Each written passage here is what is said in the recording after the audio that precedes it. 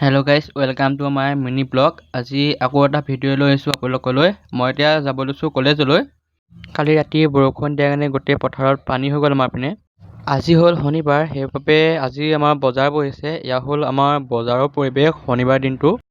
অকণমান দেৰি ৰখিবলগীয়া হ'ল গাড়ীৰ কাৰণে ৰজাবি চাৰিআলি। কালি ৰাতি বৰষুণ দিয়াৰ বাবে গোটেই বোকা হৈ গ'ল আমাৰ ইয়াত। অকণমান দেৰি পিছত নিবলৈ আহিলে মোক বাইকত। এতিয়া বাইকতে গৈ আছোঁ।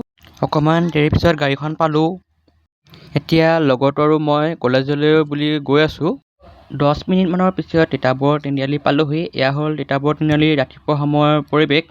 এয়া হ'ল আমাৰ ৰাতিপুৱা সময়ৰ কলেজৰ পৰিৱেশ। এতিয়া হৈ গ'ল আমাৰ কলেজ ছুটি। এতিয়া ঘৰলৈ বুলি গৈ আছোঁ লগৰকেইটাৰ লগত। অকণমান দেৰি পাছত পালোঁহি মাধৱপুৰ। এয়া হ'ল মাধৱপুৰ তিনিআলি।